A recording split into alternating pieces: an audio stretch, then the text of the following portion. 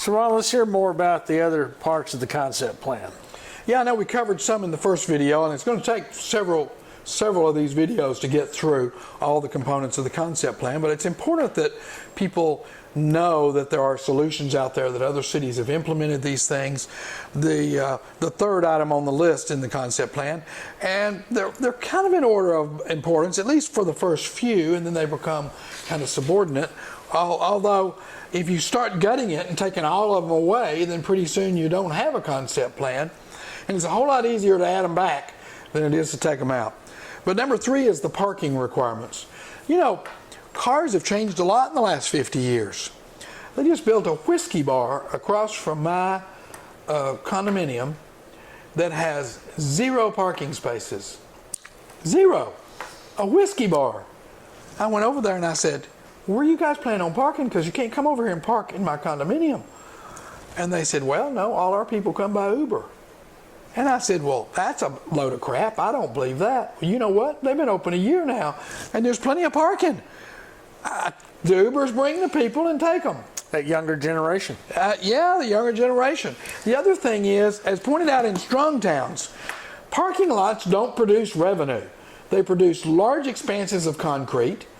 They don't really improve how things look, okay? And they cause so many impediments, so much complication to new businesses. 70% of the businesses that contact me in Haltom City that are trying to open a business didn't get it done, couldn't get in because they didn't have enough parking. Talk to a barber shop, a daycare, not enough parking. And the reality is, you know, when you mention this to a city official, they say, oh my God, what are we going to do? But, you know, we're going to have all these complaints about parking. And yet, intuitively, when you drive around, you sure see a lot of empty parking lots, don't you? Really big ones sometimes. Did we really need all that parking? You know what? We probably did on Christmas Eve. That one day of the year, we probably needed more parking. And yet this year at Christmas Eve, more of those shoppers may arrive by Uber than they ever have, because they'll want to avoid all the traffic and all the things that are bad about that. So parking needs to be eliminated or greatly reduced.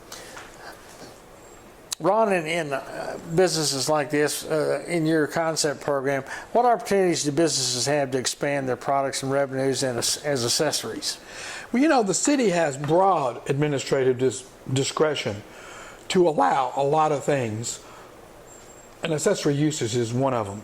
A good example of an accessory use is a chainsaw dealer should be able to sell snacks and sunglasses.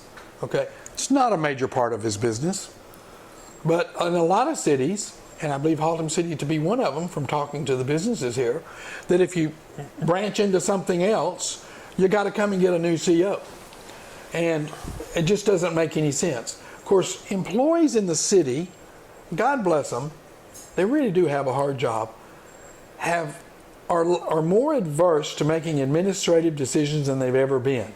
They're not incented to make an administrative decision. You get in trouble for making administrative decisions. If you say no, you don't get in trouble.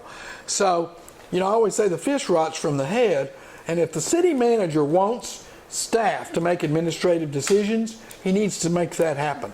Because once he blesses them, knowing that 1 out of 10 will make a mistake, but the other 9 will be right, and over a period of time. And you know, the way I train my people is, if you have a question about something you might want the authority to do, come and ask me. And when you ask me, I'm going to say, what do you think we should do? And then they're going to tell me. If I think they're wrong, I'm going to correct them. If I think they're right, or even close to right, I'm going to say, go for it. Pretty soon they're not asking me questions anymore.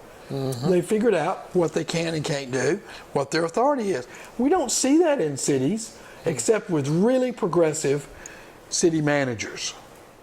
So Ron, tell us about another component of the concept plan. Well, in Haltom City, storage containers, shipping containers, are absolutely not allowed under any circumstance. And you might get a variance with a public hearing, so on and so on. Now, I'm an advocate of shipping containers, as you know. I built a new business park with 150 shipping containers. I built a new home with shipping containers. I'm working on a mall in South Arlington in shipping containers. You know what? None of those are going to happen in Haltom City. They're not going to happen. But you know, the generation we have now is kind of excited about minimalization and so on and so on. Thinking more commercial though, in the industrial categories of the city, why can't we have a shipping container to keep inventory in? Sounds reasonable. Write an ordinance that says it has to be neat, the grass has to be trimmed around it, you know, it has to be painted if necessary. And in the commercial categories, why can't we have them if they're screened? Okay, can't see them, you don't even know they're there. But businesses, you take that plumbing supply, you know, its building is only a finite size. It costs hundreds of thousands of dollars to come to the city and add on. But you know what, he might take on a new line of plumbing supplies and keep them in a storage container in his rear yard where it's fenced off. Can't happen in Haltom City. In one of our pieces we published last year, we used a picture of a storage container, which is part of a new fancy Mexican restaurant in Fort Worth with valet parking. Not going to happen in Haltom City. No shipping container is going to be used as part of a restaurant. It's just not allowed. Now, another one is the need to create zones, and any city can do this. Identify the area of the city that's declining, create an overlay zone or some type of zone. Now, Haltom City's already done this for a tax incremental reinvestment zone, a TERS, if you will, which would be, they've identified the corridors in the bad parts of the city, and that would be a great place to implement form-based zoning, change the uses, allow shipping containers, do a lot of these things that we're talking about, and bring new businesses, make it easier for new businesses to open in Haltom City.